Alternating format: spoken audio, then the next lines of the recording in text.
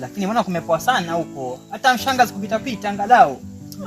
Nakwambia tukiasili mwenyewe na sorora huku na huku, lakini nani sipati hata ile changamsha macho. Sikia, sio kama mshangazi kwa sababu sasa sanga. Bida za kupika hizi nayo sasa hivi. Hawezi toka nje rahisi. Kama maskani mzee na ami yake bado. Anytime tuweza kaa hapa na mzigo ukapika. Kama kweli, wewe nayo sema. Wewe na subra basi. Wana juzi kama juzi tulikaa hapa na mwanangu hapa. Na kasufuri. Mama huyo mzee. Kupika naye sisi. Mtoto akishua. Lakini sasa leo nashangaa. Nakuona hatari.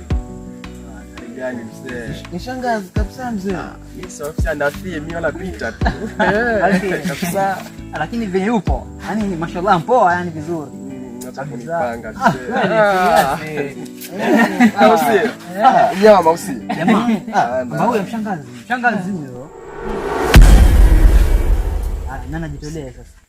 Kuna kuongea na nani? Kwa msi. Faa.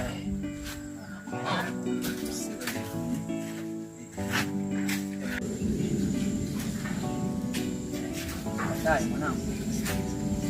Shangazi.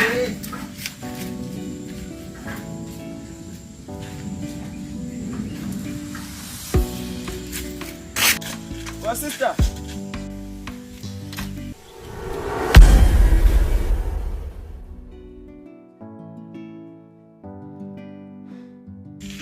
Mambo dadangu.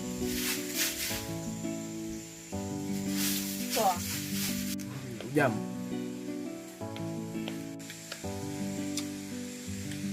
Hata kama uko nalo utasaidia na nini? Lakini hata kama uko nalo tunaweza tukaongea kidogo. Ya vipi lakini kwema? Salamu nyingi za nini? Si uende kwenye point. Sawa, lakini siwezi kusikiliza kama hapo.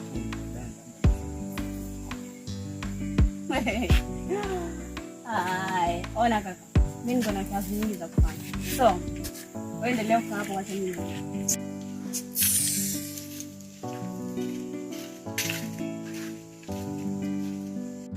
Shit. Sasa nimefanya nini? Mbona mtoto naye amenishinda huyo? Ina sawa.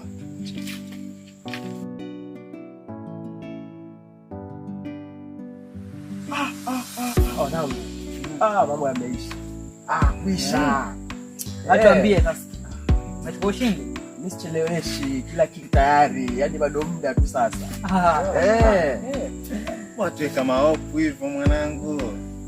Sema mambo mazuri. Nimekwambia, yule mtoto hawezi nishinda yule, bado mtoto. Nakuona tunakubali yani. Au si kabisa? Yule tuko ushindi.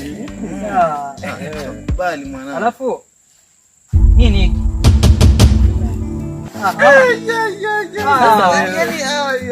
Sasa wewe, nasema mtu amekubali na majani ya kasi gani yani?